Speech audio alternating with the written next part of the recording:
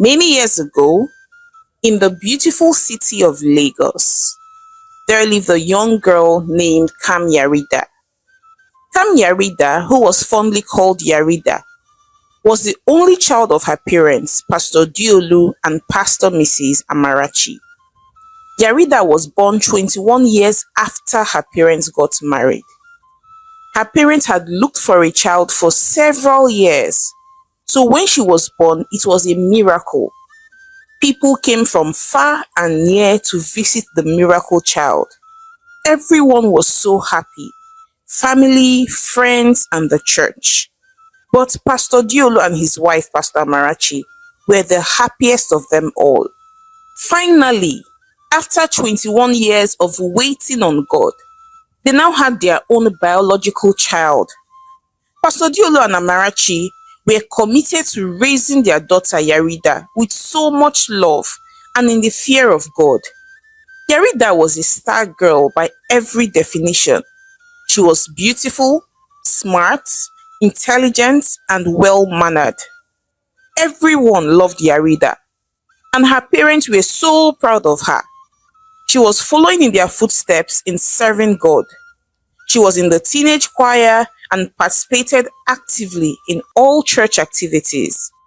Yarida was the golden child, and other parents who attended the same church always admonished their daughters to be half as responsible as Yarida. A few years later, Yarida had graduated from secondary school and had gotten admission into the university to study law, and this made her parents even more proud. Now their only daughter was going to be a lawyer in a few years. So a night before she was to go to the university, her parents called her to have a chat with her and said, "Yaridam, Adam, thank you so much for being an amazing daughter. You were worth waiting for 21 years. You're no longer a child. You're now 17 and you're going to the university. Please do not forget all the morals we have instilled you with. Do not forget whose daughter you are. You're a child of God, and my God will help you. Please do not follow bad company. Please study very hard and make us very proud." Pastor Diolu, Yarida's father, said calmly, "Thank you, Papa. I promise you that I will not depart from all your teachings. I promise to continually make you and Mama proud, and to ultimately make God proud." Yarida replied excitedly, "Oh, my daughter, must you go? Must you go to school? You're my only child." Pastor Amarachi, Yarida's mother, interjected, wailing and weeping profusely. "Oh, stop that, Amarachi. Is she meant to be a baby forever? Please stop, Biko." Pastor Diolu quickly cautioned his wife, Pastor Amarachi, and Yarida went ahead and hugged her mom tightly, saying, "Mommy, it's okay. I'm not even going far. My school is still in Lagos, and I'll be coming home from time to time just to see you. Besides, you have trained me well now, so there's nothing to be afraid of, Mommy," Yarida said as she tried to reassure her mother. So the following day, Yarida resumed at the university. She was very happy. She was free at last. Her parents had always kept her very sheltered and under lock and key. Her parents had controlled her and did not allow her to keep any friends. Her life was triangular. It was church, school, and home. And she always went with her father's trusted guard. But now she was free indeed, and was free to explore and live her own life on her own terms. So a few weeks later, Yarida had settled down in the university. She went for lectures and was very happy. She had also found a church and was committed and dedicated to God. Although Yarida did not go to church as frequently as she went when she was at home, but she was still a good girl regardless. She couldn't bring herself to go clubbing or wear skimpy and revealing outfits. She had planned to live a reckless life at the university, but could not bring herself to live that kind of life. So Yarida was just happy going to lectures and still serving God. However, Yarida had two roommates named Chinaza and Chioma. Chinaza and Chioma were the exact opposite of Yarida. They were what everyone called the bad girls in school. They clubbed every other night, partied and had fun with different guys. Chioma and Chinaza always missed lectures. They went to the nicest places and restaurants with different men and came back with beautiful dresses, chocolates, wine, hampers, and money. And each time they got back to their hostel, they would unbox all their gifts and then look at Yarida and say, Yarida, when will you stop all this your holier than thou attitude? See, let me tell you, this is the best time to enjoy your youth. Oh. Have fun, go partying, go clubbing. You're a very beautiful lady now. Allow one wealthy man to spoil you silly and take very good care of you like you deserve. Chioma said happily, I am sorry, but I cannot. I am a Christian, and besides, my parents give me enough money. And it's you guys that need to change and stop frolicking around with men old enough to be your fathers. Your grades are dropping and you're exposing yourself not only to danger but also to sexually transmitted diseases. Yarida replied, looking very worried. Abegi, let me hear what, Nwa pastor, holier than thou, Mother Mary, I have heard you. See, do not let anyone deceive you. You see, even those your parents who are pastors, I am sure they painted the whole town red when they were young, before they finally turned to God. So you had better enjoy your life too. And later, when you are old, you can now serve God, But don't say I did not do anything good for you. Oh. Better heed my advice now. Chinaza replied sarcastically. God forbid. I can never heed such an evil advice. Yarida responded quickly. And so, while Chioma and Chinaza, Yarida's roommates, continued to live very reckless lives, Yarida focused on studying hard and bagging good grades and serving God. She was a good girl by every definition and every standard. However, one day, Yarida met a handsome young man whose name was Femi, and her world changed forever. Yarida had never felt the way she felt when she was with Femi with anyone before. She was always happy and she felt like she had butterflies in her stomach. Femi was already in his final year, whereas Yarida was only in her second year.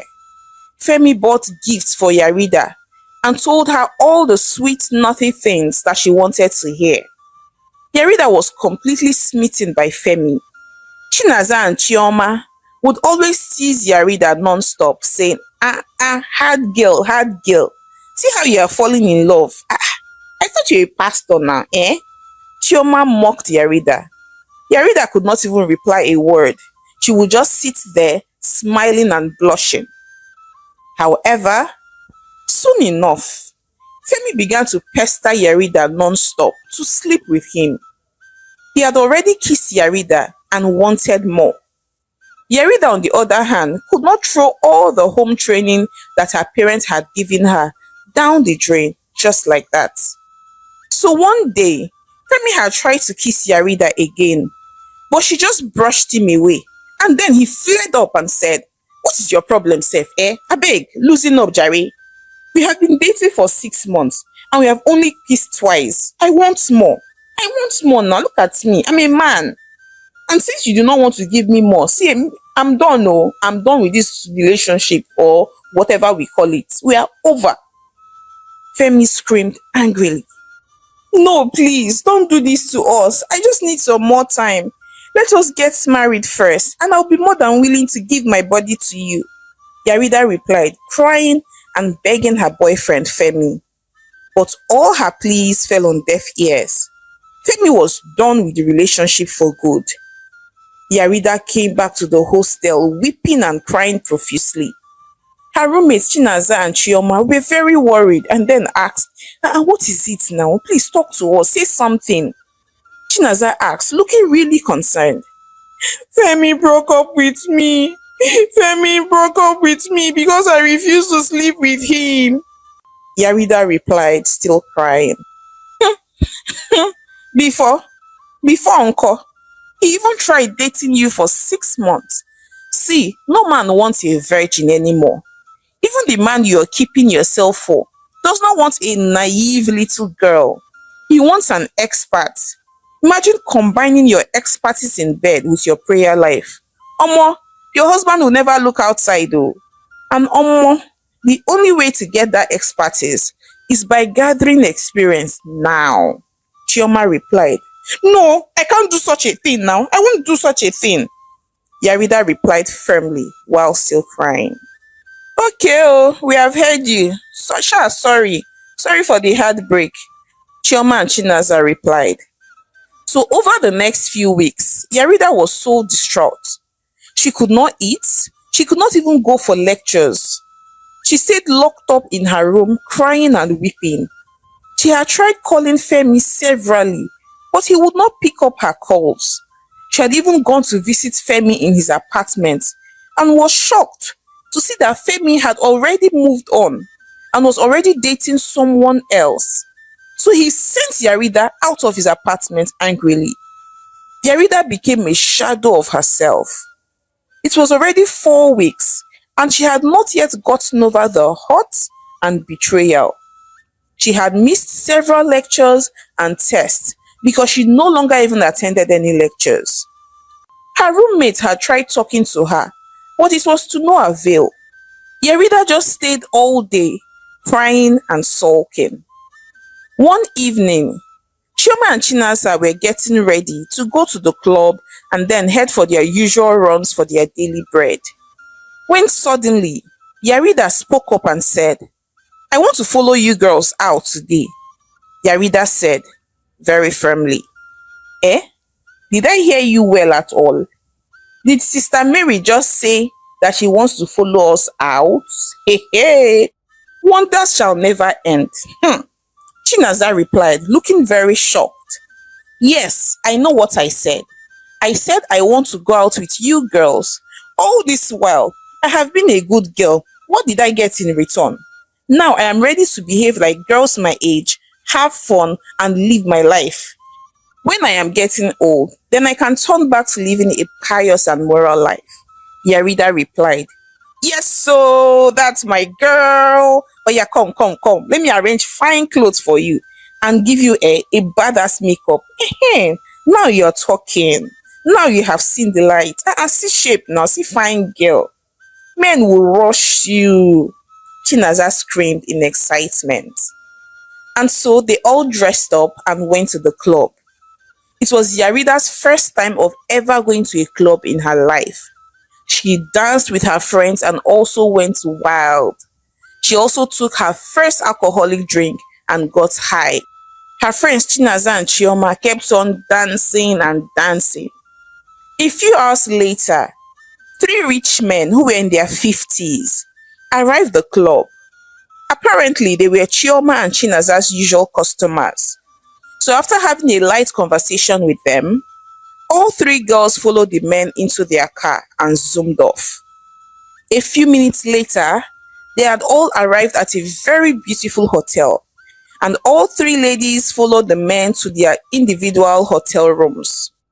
Although Yarida was lightheaded, she was very much conscious and knew what exactly she was doing. She felt that her being a good girl did not pay her, so she was ready to be a bad girl. She was ready to sleep with a man. At least he was not a broke guy like Femi, and he would also give her so much money to take care of herself. So Yarida allowed Alhaji Musa have his way with her. Alhaji had thought that she was a loose girl or a runs girl like her friends. But when he realized that she had never been with a man before and that he was her very first, Alhaji got very excited and so took some drugs so he could have more fun with her. But while he was having fun, Alhaji suddenly stopped and collapsed. Ah, is this a joke? Sir. Yarida screamed, tear written all over her face. Sir, please wake up. Alhaji, please wake up. Jesus, I am finished. I am finished, oh, I am finished. Somebody help me. Yarida screamed, crying and weeping. But it was too late. Alhaji Musa was dead. Yarida quickly called her friends Chioma and Chinaza, and they came to her hotel room. And when they saw that Alhaji was dead, they all abandoned Yarida and fled the hotel. Yarida couldn't believe her eyes. Everything felt like a dream. Just the one time, just once, that she decided to be a bad girl, just once, and the man was dead. Yarida cried and cried. She could not imagine what her parents would do when they found out what had happened. Yarida was still very much shaken when a few minutes later, the hotel had called in some policemen and they had come and whisked her away saying, "You are under arrest for the murder of Alhaji Musa. You have the right to remain silent, as anything you say will be used against you in the court of law." The police said as they whisked Yarida away. Yarida kept on screaming, crying and begging the police officers, saying, "Please, I did not do anything, no. I did not kill him. This is my first time of sleeping with any man in my life. I don't know what happened." Yarida said, begging and crying. But all her pleas fell on deaf ears. She was locked up and put in the cell. All throughout that night, Yarida kept on crying. She cried like a baby. She wondered why her case was different. The first time in her life that she decided to be a little bit promiscuous and do what her roommates have been doing for almost 2 years now. She landed in jail. The following day, her parents had come to see her at the station. Yarida was filled with shame. She could see disappointment written all over her father's face, and her mother was busy weeping uncontrollably. Her father, Pastor Diolu, simply looked at her and said, "Yarida, how could you bring shame to us like this after all that we have done for you? Do you know who I am in the church? Now every news agency and blog is parading your face and picture and my name. How can the only daughter of a prominent pastor be caught in bed with a man old enough to be her father? And as if that is not enough, the man ends up dead. Ah, Yarida, you have disgraced me. You have brought shame on me," Pastor Diolu said very sadly. Pastor Amarachi, on the other hand, kept on crying, saying, "Yarida, Yarida, what did I do to you? Ah, I'm finished. My enemies have gotten me at last." Yarida was so ashamed of herself. She had failed everyone just with one mistake, one mistake. Before her parents left her father simply looked at her and said, "I wish you were never born. From this day onwards, you are no longer my daughter. I disown you. I will get a lawyer to represent you, but that is all I will ever do for you from now," Pastor Diolu said as he walked away angrily. Her mother, on the other hand, called out to her husband, screaming and crying, "How can you say that, eh? How can you disown your daughter? She's our daughter, no matter what she does. Ah, Yarida has finished me, oh," Yarida's mother said as she ran after her husband. Yarida simply stood there, frozen, crying and screaming, "Daddy, I am sorry. Daddy, it was just once. Daddy, please forgive me." But her father was long gone. Yarida was very sad. None of her friends, Chioma or Chinaza, who had talked her into going to the nightclub, had visited her, not even once. They had all abandoned her, and now even her own father had disowned her. A few weeks later, Yarida was still locked up in the cell and was feeling very sick. So she was rushed to the clinic, and after a series of tests were run on her, the doctor informed Yarida that she was not only pregnant, but that she had HIV/AIDS. Yarida could not believe her eyes. "How could that be, doctor? How could that be? I have slept with a man only once. Only once. I have never been with a man all my life except just once. I have been a good girl all my life. I have served the Lord. I have been a good girl. Why is all this happening to me? Just one mistake. Why me? My roommates who sleep with different men every day are not pregnant or infected with HIV or even in prison. Why is my own case different? Just one mistake, just one time, just one lack of good judgment. I see my whole life is ruined and crumbling before me. What have I done? Yarida said, wailing and weeping. The doctor tried so much to console her, but she was really inconsolable. Yarida became very sad and she became very withdrawn and kept to herself in the cell while waiting for her court date so she could appear before a judge and know what her fate would be. Yarida was very sad. She wished she could turn back the hands of time, but it was too late. Yarida was angry. She no longer prayed to God. She just wanted to be on her own. And no one ever visited her. Not her mother, not her father, not her friends, her roommates, aside her lawyer. Her lawyer was the only person who visited her in cell. Hi besties, your girl Omalicha again. Thank you so much for watching my story to the end. I know, yeah, this story is really a sad one, but yes, it happens every single time. So I'd like to hear your thoughts on this one. Why is it that, you know, people will be doing things and getting away with it, just like Chinaza and Chioma, sleeping with different men, going for runs, doing all sorts of things, and they never got HIV/AIDS. They never got pregnant. As in, nothing happens to them. But the moment a good girl, like a good pious girl with moral upbringing, decides to just mistakenly, just one time, go and sleep with a man, she will end up with pregnancy or with one sexually transmitted disease. So why does this always happen? Please share your thoughts with me in the comment section. I would like to hear them. And I think this story should also serve as a gentle reminder to that beautiful lady out there as we approach the festive season and your friends are trying out things and you may be you might want to try it out with them. It's not worth it, right? It's not worth it. Just let it be. Don't worry, when the time comes, you will enjoy this money. You see, money, you will enjoy it.